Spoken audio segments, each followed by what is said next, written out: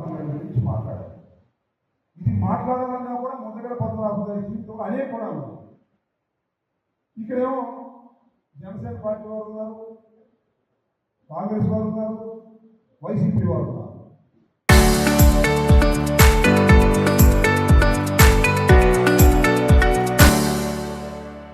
మరి వీళ్ళందరికీ ఇబ్బంది లేకుండా మాట్లాడలేదు, కాంట్రవర్సీ కాకుండా. ఎందుకంటే ఆయన రాజకీయ కోణాలు మనం చూసినట్లయితే ఆయన ఆయుధం తెలుగుదేశం పార్టీలో ఉన్నారు ఫస్ట్, తర్వాత కాంగ్రెస్ పార్టీకి వచ్చారు. నాకు బాగా గుర్తు, వంగవీటి మోహన్ రంగారావు గారి మరణం ముందు విజయవాడలో జరిగినటువంటి కాపునాడు సభకు ఆయన తెలుగుదేశం నుంచి రాజీనామా వస్తే ఆయనకి సమ్మతం పెట్టారు. ముద్రగడ పద్మనాభం గారు రావడం, వంగవీటి మోహన్ రంగారావు గారు ఏమో జైల్లో ఉన్నారు. అది చాలా పెద్ద సమావేశం, కుయిలాగా చాలా పెద్ద సమావేశం, చరిత్రలో విడిచిపోయేటటువంటి కాపుల సమావేశం. ఆ తర్వాత అనేక రాజకీయ పరిణామాలు జరిగే రాష్ట్రంలో మీకు అందరికీ తెలుసు. అప్పుడు కూడా మేము కూడా ఇక్కడ చాలా చిన్న మీద పడ్డాం. బసపల్లి గారు మేము అందరూ కూడా చాలా అదొక కథ, దానిలో డిబేట్ కాదలుచుకోలేదు. ఆ రోజు నుంచి ముద్రగడ పద్మనాభం గారు రాజకీయాల్లో కులకోణాన్ని ప్రవేశపెట్టి కులానికి న్యాయం చేయాలి అని అనేక పోరాటాలు చేశారు. కొన్ని పోరాటాల్లో ఆయన విజయాలు సాధించారు, కొన్ని పోరాటాల్లో విజయాలు సాధించలేదు. చాలా కష్టాలకి నష్టాలకి పడ్డటువంటి వ్యక్తి. ఇందాక చెల్లు జనార్దన్ చెప్పాడు, చంద్రబాబు నాయుడు గారు ముఖ్యమంత్రిగా ఉన్న రోజుల్లో ఆయన కాపు రిజర్వేషన్ కోసం పోరాటం చేసే రోజున ఆయన్ని నిరాహార దీక్ష కూర్చోగానే కలుపు పగలగొట్టి పోలీసులు తీసుకెళ్లారు. అప్పుడు పోలీసులు నాకు దురుసుగా వ్యవహరించారు. పోలీసులు ఏం తెలియదు కదా, వాళ్ళు ఇతర రాష్ట్రాల నుంచి కూడా వచ్చి వాళ్ళు ఉన్నారు, చాలా దురుసుగా వ్యవహరించారు. ఆయన తీసుకెళ్లి ఒక హాస్పిటల్లో పెడితే అప్పుడు ఒక హయ్యత్లో ఒక సమావేశం ఏర్పాటు చేస్తాం. అందరూ కాపులేదు. నేను మొన్న కొత్త సరికాని గారు అది 13 నిమిషాలు వీడియో పంపించాను, నాకు నేను చూశాను. అందరూ కాపులు, నేనున్నాము, జనార్దన్ ఉన్నాడు, కొత్త సరికాని గారు, చిరంజీవి గారు వచ్చారు. అదే విషయం, చిరంజీవి గారు, దాస నారాయణరావు గారు, మరి కృష్ణారావు గారు, ఐపీఎస్ కృష్ణారావు గారు, తోట చంద్రశేఖర్ గారు, అదేవిధంగా కన్నబాబు గారు, శ్రీ రామచంద్రయ్య గారు, అందరూ సమావేశమై ఒక వార్నింగ్ లాగా అప్పుడు ప్రభుత్వానికి ఇవ్వడం జరిగింది. అది కూడా దాసనారాయణరావు గారి నోటి వెంట, చిరంజీవి గారి నోటి వెంట. ఒక వంగవీటి మోహన్ గారు కోల్పోయామేమో కానీ ముద్రగడ పద్మనాభాన్ని కోల్పోవడానికి సిద్ధంగా లేము, జాగ్రత్త అని ప్రభుత్వానికి వార్నింగ్ ఇస్తే ప్రభుత్వం దిగొచ్చుకుంటుంది. సో కష్టకాలంలో అందరూ కావాలి, పార్టీలో చాలా మంది ఉండొచ్చు. ఇవాళ ఏదైనా జనసేన పార్టీకి చెందిన వాళ్ళు ఉన్నారు, ఇతర పార్టీ వాళ్ళు కూడా ఉన్నారు. అయినా ఒక సంతాప సభప్పుడు మనం కూర్చుని మాట్లాడుకునే అవకాశం. ముద్రగడ పద్మనాభం గారి గురించి నేను ప్రత్యేకంగా చెప్పాల్సిన అవసరం లేదు, కానీ గుర్తు చేయాలి. ఒక ప్రత్యేక స్వభావం కలిగినటువంటి వ్యక్తి. నేను ఇప్పుడు రాజకీయాలు చూడాలి అనుకున్నాడా, పట్టుబడ్డాడా, అది సాధించేంత వరకు మధ్యలో ప్రాణాలు పేద లెక్క చేయనటువంటి స్వభావం కలిగినటువంటి అరుదైన రాజకీయ నాయకుడు ముద్రగడ పద్మనాభం గారు అని చెప్పడంలో ఏ విధమైన సందేహము లేదు. చాలా సందర్భాలు చూసాం. ఆ నిరాహార చేస్తున్నాడంటే ఏ ప్రభుత్వం అయినా, శ్రీనివాస్ రెడ్డి గారి ప్రభుత్వం కానివ్వండి, చంద్రబాబు నాయుడు గారి ప్రభుత్వం కానివ్వండి, ఎన్టీ రామారావు ప్రభుత్వం కానివ్వండి, గడదలాగిపోయింది. ఆయన నిరాహార దీక్ష ఏంటంటే మామూలుగా నిరాహార దీక్ష కాదు, మనం చూస్తున్నాం నిరాహార దీక్ష. 4 రోజులు పోయింది, ఎవడొస్తాడో ఎదుగుతాడు, ఎవడొస్తాడో నిరాశిస్తాడో ఎదుర్కొంటుంటారు. చాలా మీరు చూసారు లేదు, కూర్చుని మాకు అద్భుతంగా కూర్చుంటారు. ఆ తర్వాత ఎవడొస్తాడో నిజంగా రాసిస్తే తాగి తొందరగా లేపుదాం, గ్యాస్ ప్రాబ్లం వచ్చింది, బీపీ డౌన్ అయిపోయింది అని అనుకుంటారు. కానీ ముద్రగడ పద్మనాభం గారు నిరాహార దీక్ష చేశాడంటే సమస్య పరిష్కారం కావాలి, ఆయన ప్రాణంగా పోవాలని కానీ సాధించాడు. సాధించకపోతే అరెస్ట్ చేసి కొట్టి తీసుకెళ్లి నిర్బంధించినటువంటి సందర్భాలు ఉన్నాయి. చాలా రేర్ పర్సనాలిటీ ఇండియన్ పొలిటిక్స్ అని నేను మాకు ఈ సందర్భంగా చెప్పదలుచుకున్నాను. ఒక మీరు చూశారు కదా పులి వ్యవహారం, మేమందరం వెళ్ళాం. మేమందరం ఏం వెళ్ళాము, కాపు సమావేశం పెట్టాడు కదా, పెద్ద పెద్ద ఉపన్యాసాలు చెబుతామని పెద్ద పెద్దలు అందరూ వెళ్ళారు. రేపు అందరం కూర్చున్నాం. ఆయనే ముందొచ్చిన ఉద్యమంలో మీరు మద్దతు ఇస్తావా అన్నాడు. ఇస్తావా అన్నాడు. కింద పడలేదు అన్నాడు. రైల్వే స్టేషన్కి వెళ్ళిపోయారు. మీరు అందరూ ఏం చేయాలి మాకు అర్థం కాదు, నిజంగా అర్థం కాదు. ఆయన ఎవరిని లెక్క చేయదు. ఎవరిని లెక్క చేయకోకుండా దేశం తీసుకునేటటువంటి వ్యక్తి ముద్రగడ పద్మనాభం గారు. అలాంటి ముద్రగడ పద్మనాభం గారు చాలా కష్టాలు పడ్డారు, అవమానాలు పడ్డాడు. అది ఇక్కడ నేను చెప్పదలుచుకున్న విషయం.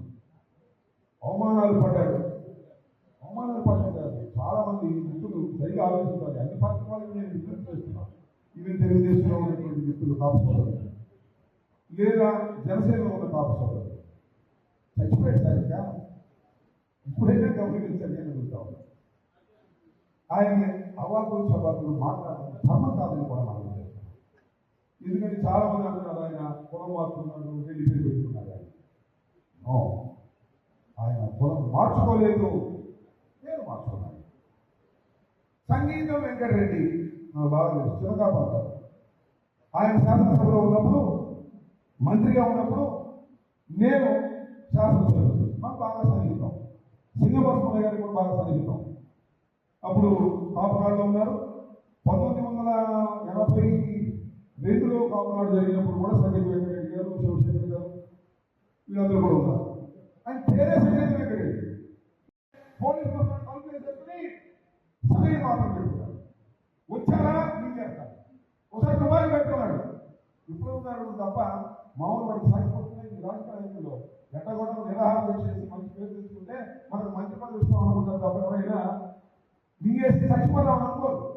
అలాంటి విశిష్టమైనటువంటి క్యారెక్టర్ కొంతమంది నచ్చదు, అదే ఇష్టం. ఒక వివాదాస్పదమైన క్యారెక్టర్, జీవితమే వివాదాస్పదమైనటువంటి జీవితం. అలాంటి జీవితాన్ని రాష్ట్ర ప్రజలు అందించాడు. అనేక పోరాటాలు చేస్తాను. అన్నిటికన్నా మించి నేను చెప్తున్నాను, రాజకీయాల్లో పైసలు తీసుకోకుండా ఎవరైనా రాజకీయం చేశాడు చెప్పండి. ఇంతవరకు భారతదేశ రాజకీయాల్లో పైసలు తీసుకోకుండా ఉన్న సొమ్మును తగలేసుకున్నటువంటి వ్యక్తి ఎవరు? ముద్రగడ పద్మనాభం. అతను తాపు కళ్ళపడమని కూడా ఈ సందర్భంగా మనం అలాంటి విశిష్టమైన లక్షణాలు ఇవాళ చూడు. ఒకసారి ఎమ్మెల్యే అవగానే ఏం కొట్టేద్దాం, మట్టి అమ్ముదామా, లేకపోతే ఏమైనా ట్రాన్స్ఫర్ చేసి డబ్బులు ఉంచుదామా, లేకపోతే ఎక్కడ ఏం జరిగింది, పేకాట ఖర్చు పెడదామా, దానిలో ఎంత వస్తుంది, ఇలా ఆలోచించే వాళ్ళే కదా మన దేశం రాజకీయాల్లో ఉంది. కానీ ముద్రగడ పద్మనాభం ఉన్నాడు స్వామి, ఉన్నదమ్మ ఉన్నాడు. వచ్చినవాడు భోజనం పోతే గవర్నమెంట్ కొట్టేవాడు, భోజనం చేయాల్సిందే. ఆయన తిరిగి భోజనాలు కదా అంటే ముందు రోజు మానేయాలి, తక్కువ పక్కన పెడతాడు. అలాంటి స్వభావం కలిగినటువంటి వ్యక్తి ముద్రగడ పద్మనాభం. ఇన్ని విశిష్టమైనటువంటి క్యారెక్టర్లు, ఇంత పరిపూర్ణమైన జీవితంలో ఫలించినటువంటి వాడు, పట్టుదలగా బతికినవాడు. రాష్ట్ర రాజకీయాల్లో ఎవడు లేడు రాడు. ఆ లేడు రాడు లాంటి ముద్రగడ పద్మనాభం కాపు. గర్వపడండి, మనలో ఉండలేనందుకు ఇంకా గర్వపడండి. ఎవరు ఉండలేదనిలాగా ఎవరు ఉంటే చెప్పన్నాను, ఎవరు ఉండలేదు. అలాంటి విశిష్టమైనటువంటి క్యారెక్టర్ కలిగినటువంటి వ్యక్తి ముద్రగడ పద్మనాభం గారు. సభ జరిగింది. ముద్రగడ పద్మనాభం గారు సంస్కరణ సభ. ఆ సభకి అందరు వెళ్ళడం జరిగింది. ఆ తర్వాత ఆగస్టు 16వ తారీఖున రాష్ట్ర వ్యాప్తంగా సభ జరపాలని చెప్పేసి కాపు చేసి పిండి జనార్దన్ గారు, తోట తిరుమూర్తులు గారు, బోండమ్మ మహేష్ గారు, రంగయ్య గారు, ఆర్గనైజేషన్ సంటి గారు, ఇట్లా అందరూ కూడా నిర్ణయించుకోవడం. దాని మీద సభ జరిగిన తర్వాత నిన్న అందరం కలిసి ఒకసారి కూర్చోవడం జరిగింది ఒక ఆఫీసులో. మన శక్తి, మన కుటుంబం అంటే కాపులందరూ కూడా ఒకే కుటుంబం అనే అలవాటు చేసిన నాయకులు ఇద్దరు, రంగా గారు, ముద్రగడ పద్మనాభం గారు. మనం ఏదైనా సమావేశం ఇచ్చినప్పుడు ఆ కుటుంబ సభ్యులందరూ కలిసి కూర్చొని ఏ పార్టీలో ఉన్నా మంచి చెడు రెండు కూడా మనం మాట్లాడుకోవాలి. తప్పు చేసినప్పుడు తప్పు అనుకోవాలి, ఒప్పు చేసినప్పుడు మంచి అనుకోవాలి. అలాంటి చర్చలు జరిగినప్పుడు ప్రతి కులంలో కూడా జరుగుతుంది. ఇవాళ రాష్ట్రంలో తెలుగుదేశం పార్టీ నాయకులు ఉన్నారు, వైఎస్ఆర్సీపీ నాయకులు ఉన్నారు. అది రెండు కులాలకి పరిమితమైంది. వాళ్ళే అధినాయకులు రాష్ట్రానికి ముఖ్యమంత్రులు అవ్వాలి అనే ఒక ఆలోచనతో ఉన్న పార్టీలు రెండు పార్టీలు. ఒకళ్ళు కమ్మ, ఒకళ్ళు రెడ్డి. ఇంకొక పార్టీ మనం కూడా అవ్వాలని చెప్పేసి ఈ పార్టీ రావడం జరిగింది. ఆ నాయకుడు కూడా మన కుటుంబ సభ్యుడిగానే స్వీకరించడం జరిగింది గతంలో. దానిలో భాగంగానే పెద్ద పెద్ద నాయకులు ఈ రాష్ట్రంలో ముఖ్యమంత్రి స్థాయి దాకా వెళ్ళిన వాళ్ళు బొత్స సత్యనారాయణ గారు కానివ్వండి, ముదగడ పద్మనాభం గారు కానివ్వండి, తోట తిరుమూర్తి గారు కానివ్వండి, మన ప్రాంత ఇది మాజీ మంత్రి అంబటి రాంబాబు గారు, ఇంకా చాలా మంది ఈ రాష్ట్రంలో నాయకులు కాపు కుటుంబ సభ్యుల్లో ఉన్నారు. దాన్ని కూడా పక్కన పెట్టి మన కుటుంబ సభ్యుడిగా ఆ రోజు ఆ పార్టీని కూడా మనం స్వీకరించడం జరిగింది. ఆ తర్వాత పరిణామాలు మనందరూ కూడా చూసాం. మనం ఆ స్థాయికి వెళ్ళలేకపోయాం అనేది మనందరూ కూడా తెలుసు. అది ఆర్గనైజేషనా లేదా మనలో లోపాలా, నాయకుల్లో లోపాలా అనేది మనం చర్చించుకోవాల్సిన పని లేదు వాళ్ళు. కానీ మన కుటుంబ సభ్యులు కూర్చుని మంచి చెడు రెండు మాట్లాడుకునే సందర్భాల్ని సెల్ ఫోన్లో బంధించి అది తీసుకెళ్లి అపోజిషన్ పార్టీ వాళ్ళకి మన కుటుంబ సభ్యులు ఇవ్వటం అనేది మన కుటుంబంలో ఉన్న నాయకులు దౌర్భాగ్య పరిస్థితి అని చెప్పి సందర్భం మీ అందరూ కూడా తెలియజేస్తున్నాను. చాలా దురదృష్టకరమైనటువంటి సమయంలో ఏర్పాటు చేస్తున్నటువంటి సమయం. మన జాతి ముద్దుబిడ్డ కాపు అనేటువంటి వాటికి పద్మనాభం గారి పేరు చెప్తే ఒంటి మీద నామాన్ని ఎక్కుబడిచేటువంటి నాయకుడిగా ఉన్నటువంటి నీతి నిజాయితీకి మారిపోయినటువంటి ముద్రగడ పద్మనాభం గారి యొక్క సంస్కరణ సభ జరుగుతుంది ఈరోజు. అయితే వారి గురించి చాలా విషయాలు పెద్ద చెప్పారు. మరి ఆ జిల్లా వాసిగా ఆ ప్రాంతంలో ఆయనతో ఉన్నటువంటి సన్నిహితమైనటువంటి సమర్థం ఉన్నటువంటి వ్యక్తిగా కొన్ని విషయాలు మీ ముందు పెట్టడానికి ఈరోజు రావడం జరిగింది. అయితే ముద్రగడ పద్మనాభం గారు అనేటువంటి వ్యక్తిగా ఆయన ఎంతో ఎదిగాడు. కానీ వ్యక్తిగతంగా మాత్రం నష్టపోయినటువంటి వ్యక్తి ముద్రగడ పద్మనాభం గారు. ఈ చుట్టుపక్కల ఉన్నటువంటి 3-4 రాష్ట్రాల్లో ముద్రగడ పద్మనాభం గారి గురించి తెలియనటువంటి వ్యక్తి అవ్వలేదు. కానీ మాకు తెలుసుకున్నటువంటిది ఏంటంటే వ్యక్తిగతంగా ఆయన ఏ స్థాయిలో రాజకీయాల్లో ప్రవేశించాడు, ఏ స్థాయిలోకి ఆయన తరిగిపోయాడు అనేటువంటిది చూసినటువంటి వ్యక్తిగా వ్యక్తిగతంగా నచ్చింది. మరి అటువంటి వ్యక్తికి సంబంధించినటువంటి ఈ సభలో మీ అందరికీ ఒక విన్నపం చేస్తున్నా. రేపు 1వ తారీఖు నాడు, రేపు ఆగస్టు 1వ తారీఖు నాడు ముద్రగడ పద్మనాభం గారి యొక్క మిత్ర బృందం అంతా కలిసి, వారి అభిమానులు కలిసి, వారితో ఉన్నటువంటి జేఏసీ సభ్యులు కలిసి, మొత్తం అందరూ కలిసి ఆ గ్రామంలో ఒక సంస్థాన సభ ఏర్పాటు చేయాలనేటువంటిది నిర్ణయం చేశారు. మరి ఇంకా వారి గురించి మాట్లాడేటువంటి విషయాల్లో చాలా మందికి ఈరోజు తెలియనటువంటి విషయం ఏంటంటే ముద్రగడ పద్మనాభం గారు 78లో జనతా పార్టీ నుంచి ఎమ్మెల్యేగా పనిచేశారు. 83లో తెలుగుదేశం పార్టీ నుంచి ఎమ్మెల్యేగా పనిచేశారు. 85 కూడా తెలుగుదేశం పార్టీ, 89లో కాంగ్రెస్ పార్టీ. 4 సార్లు ఎమ్మెల్యేగా గెలిచినటువంటి వ్యక్తి. 2 సార్లు మంత్రి చేశారు. అప్పటికే ఒకసారి పార్లమెంట్ సభ్యులుగా పనిచేశారు. అటువంటి వ్యక్తి గురించి మీకు ఒక విషయం తెలియాలంటే పద్మనాభం గారు రాజకీయాల్లో వచ్చినప్పుడు 78లో ఈరోజు ముఖ్యమంత్రిగా ఉన్నటువంటి నారా చంద్రబాబు నాయుడు గారు, మరి దివంగత నేత అయినటువంటి వైఎస్ రాజశేఖర రెడ్డి గారు, ముద్రగడ పద్మనాభం గారు, మరి వెంకయ్యనాయుడు గారు,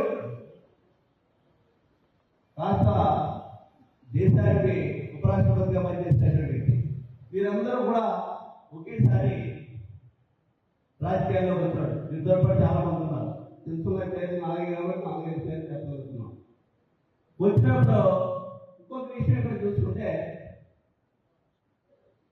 ఆ రోజుకి ఎవరికి కూడా రాజకీయమైనటువంటి కుటుంబం నుంచి వచ్చినటువంటి కాదేమో అని అనుకుంటున్నాను నేను. వారు ఎవరు కూడా రాజశేఖర రెడ్డి గారి తండ్రి ఎమ్మెల్యే చేసి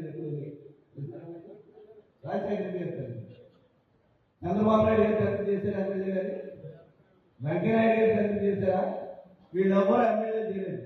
అప్పటికే 2 సార్లు తండ్రి గారు ఒకసారి ఇండిపెండెంట్ గానే ఒకసారి వేరే పార్టీ నుంచి 2 సార్లు ఎమ్మెల్యేగా చేసినటువంటి రాజకీయ కుటుంబంలో వచ్చినటువంటి వ్యక్తి. ఇక ఆర్థికమైనటువంటి పరిస్థితి చూసుకుంటే వందలాది ఎకరాల కుటుంబంలో వచ్చినటువంటి వ్యక్తి. ఈవేళ మంత్రులకు కూడా జిల్లా కలెక్టర్ కూడా లేనటువంటి గౌరవం ఆ రోజు మున్సిపల్ అనేటువంటి వ్యక్తి ఉండేది. ఆ మున్సిపల్ అనేటువంటి కూడా ఆ కుటుంబ హోదా పట్టించారు. ఆ మున్సిపల్ అనేటువంటి హోదా పెట్టి స్థాయిలో ఉన్నటువంటి మున్సిపల్గా వారు సంసారం చేశారు. అటువంటి కుటుంబంలో వచ్చినటువంటి వ్యక్తి. సరే ఈరోజు 4 సార్లు ఎమ్మెల్యే చేసి మంత్రి 2 సార్లు మంత్రి చేసి ఎంపీ చేసి ఈ రోజు అనుకున్నటువంటి ఆర్థిక పరిస్థితి ఏంటనేటువంటిది మీ అందరికీ చాలా మంది తెలియలేకపోవచ్చు.